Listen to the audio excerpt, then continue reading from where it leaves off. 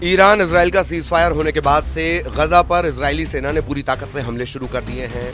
200 kilo से लेकर 2000 kilo तक के बम और मिसाइलें इजराइल एयरफोर्स इस वक्त गजा में हमास के बचे कुचे अड्डों पर मार रहे हैं। धमाके इतने भीषण और खूनी हैं जिन्हें देखकर किसी की भी रूह कांप जाए। इन हमलों को देखकर अमेरिका समेत कई देशों ने इजराइल से संयम बरतने की अपील की है, लेकिन इजराइल बिना किसी की परवाह किए अंधाधुंध हवाई और जमीनी हमले इस वक्त गजा पट्टी में कर रहा है।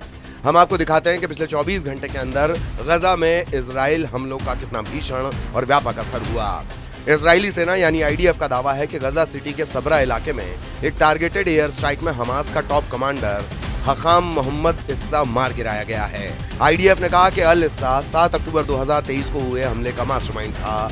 वो गजा में हमास के लड़ाकों को ट्रेनिंग देता था। वो हमास के सैन्य विंग के संस्थापकों में से एक था।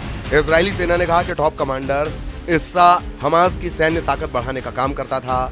आईडीएफ ने यह भी कहा कि हकाम मोहम्मद इस्सा की वायु और नौसेना हमलों की योजनाओं में भी अहम भूमिका रह चुकी थी।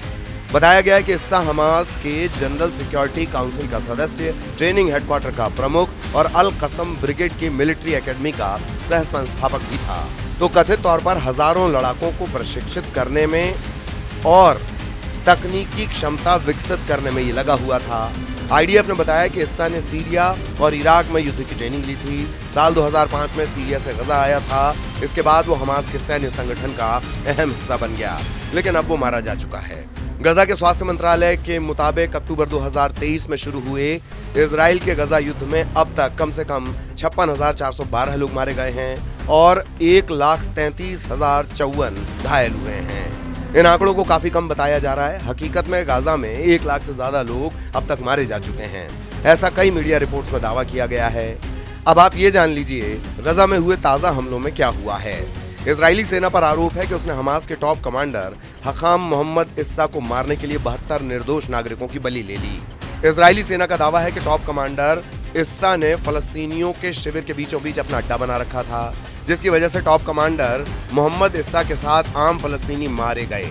गजा स्वास्थ्य मंत्रालय ने कहा है कि इजरायली हमले में कम से कम 72 लोगों की मौत हुई है। इनमें 3 बच्चे और उनके माता पिता भी शामिल है। खान यूनुस के मुवासी में तंबू में सो रहे परिवार पर मिसाइल गिरने से पूरा घर जलकर राख हो गया। परिजनों ने कहा है कि इन बच्चों ने उनका क्या बिगाड़ा था। इधर अमेरिका के राष्ट्रपति डोनाल्ड ट्रंप ने दावा किया कि अगले सप्ताह इजराइल और हमास के बीच युद्ध विराम समझौता हो सकता है।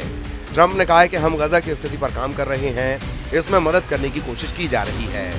गजा में भुखमरी फैल चुकी है। आटा लेने के लिए फलस्तीनी अपनी जान तक की परवाह नहीं कर रहे।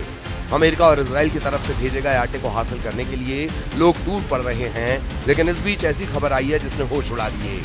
क्या इजराइल गजा में मौजूद फलस्तीनियों को धीमा जहर देकर मारने की कोशिश कर रहा है? आरोपों में कहा गया है कि ऐसी नशीली दवाइयां न केवल आटे में पाई गई, बल्कि इसे आटे में मिलाया भी गया है। फलस्तीनी डॉक्टर खलील मजे अबू नादा के मुताबिक ये हमारी सामाजिक सोच को बर्बाद करने का हथियार है। गजा में हमास के खिलाफ इजराइल के ऑपरेशन से विस्थापित हजारों लोग 2 वक्त की रोटी के लिए जान की परवाह नहीं कर रहे। अमेरिका, इजराइल या यूएन की किसी एजेंसी की ओर से आने वाली राहत सामग्री पर वो टूट पड़ते हैं, लेकिन इस बीच ऐसी चौंकाने वाली खबर आई जिसने रोंगटे खड़े कर दिए। दावा है कि अमेरिका, इजराइल की ओर से भेजी गई राहत सामग्री के पैकेट्स में ऑक्सीडोन पिल्स यानी नशीली दवा की गोलियां मिली हैं। फलस्तीनी समर्थकों का आरोप कि ये गजा वासियों के लिए स्लो पॉइजन यानी धीमे जहर की तरह हैं। ये उन्हें नशे का आदी बनाकर बर्बाद करने का प्लान है। गजा गवर्नमेंट मीडिया ऑफिस ने एक बयान में कहा है कि अमेरिका, इजराइल के हेल्थ सेंटर की ओर से भेजी गई राहत सामग्री में नार्कोटिक्स टैबलेट यानी नशीले पदार्थ वाली गोलियां मिली हैं। ये भूखे मर रहे फलस्तीनियों को मौत के मुंह में धकेलने की साजिश है। ये फलस्तीनी समाज को नशे की लत में झोंकने का हथकंडा है और युद्ध अपराध से भी ज्यादा गंभीर है। इधर इजरायली अधिकारियों के हवाले से मीडिया रिपोर्ट में दावा किया जा रहा है कि जल्द ही इजरायली पीएम बेंजामिन नेतन्याहू अमेरिका का दौरा कर सकते हैं, जिसमें गजा में संघर्ष विराम को लेकर समझौते पर फैसला हो सकता है। ट्रंप ने 30 जून को सोशल मीडिया मंच ट्रुथ पर साझा एक पोस्ट में लिखा है कि गजा में समझौता करें और बंधकों को वापस लाएं। इजराइल और हमास के बीच इस साल की शुरुआत में 8 हफ्तों का संघर्ष विराम हुआ था। इस दौरान बंधकों की रिहाई हुई थी। हालांकि सहमति बनने के बाद दोबारा संघर्ष विराम नहीं हो सका। गजा में इजरायली सेना भयंकर हमले कर रही है। अगर कुछ दिन पहले के हमले को देखें तो वो रोंगटे खड़े कर देते हैं। गजा पट्टी के दिर अल बला में इजराइल ने बड़े पैमाने पर मिसाइल हमला किया। 140 से ज्यादा लोगों की मौत हो गई। इस हमले में भारी तबाही हुई है और घटनास्थल पर धुएं का घना गुबार देखा गया। रिहायशी इलाके में भी हमले हुए हैं। इजराइल की तरफ से किए गए हमलों में गजा में भारी तबाही मचा रखी है। मृतकों की संख्या में और बढ़ोतरी की आशंका है। इस घटना के बाद से इलाके में तनाव बढ़ गया है। पूरे इलाके में भगदड़ और बदहवासी जैसे हालात हैं। इजरायली सेना ने गजा में गिदोन चैरियट्स अभियान शुरू किया है, जिसका मकसद हमास को खत्म करना और बंधकों को रिहा करवाना है। गजा में 632 दिनों से चल रही जंग में इस वक्त इजराइल वायुसेना के जेट पूरी ताकत और रफ्तार से हमले कर रहे हैं। चाहे रात हो या फिर दिन, इजरायली हमलों में बेतहाशा बढ़ोतरी देखी गई है। जमीन पर इजराइल टैंक तेजी से गजा के उन इलाकों पर कब्जा कर रहे हैं जो रणनीतिक तौर पर इजराइल के लिए बेहद जरूरी हैं। दावा किया जा रहा है कि इजराइल के सैकड़ों टैंक निर्णायक हमला करने के लिए गजा के अंदर घुस चुके हैं। इजरायली सेना ने गजा पर जोरदार हवाई और जमीनी हमले किए, जिसमें कई महत्वपूर्ण इलाकों पर कब्जा कर लिया गया। सेना ने कहा है कि यह अभियान इजरायली नागरिकों की सुरक्षा और युद्ध के सभी लक्ष्यों को पूरा करने के लिए जारी रहेगा। इस हमले में दक्षिणी गजा के खान यूनुस और उत्तरी गजा के जबालिया जैसे इलाकों में भारी बमबारी हुई है, जिसमें 140 से ज्यादा लोग मारे गए हैं। यह अभियान तब शुरू हुआ जब अमेरिकी राष्ट्रपति डोनाल्ड ट्रंप ने हाल ही में मिडिल ईस्ट का दौरा पूरा किया था, लेकिन गजा में युद्ध विराम को लेकर कोई समझौता नहीं हुआ। ट्रंप ने गजा को फ्रीडम जोन बनाने का प्रस्ताव रखा था, लेकिन इजरायली प्रधानमंत्री बेंजामिन नेतन्याहू ने हमास को खत्म करने और गजा के अधिकांश लोगों को दक्षिणी हिस्से में बसाने पर जोर दिया। नेतन्याहू ने कहा कि वे गजा को हमास के नियंत्रण से मुक्त करके ही रहेंगे। अब पश्चिमी मीडिया ने ट्रंप सरकार के सूत्रों के हवाले से ऐसा दावा किया है, जिसने गजा पट्टी में मौजूद 23 लाख फलस्तीनियों में से कई फलस्तीनियों को खौफ में डाल दिया है। खबर है कि अमेरिका के राष्ट्रपति डोनाल्ड ट्रंप की ओर से एक बार फिर गजा पट्टी के लोगों को दूसरे देशों में बसाने का प्लान सामने आया है। ट्रंप प्रशासन गजा पट्टी से 10 लाख फलस्तीनियों को लीबिया में बसाने की योजना बना रहा है।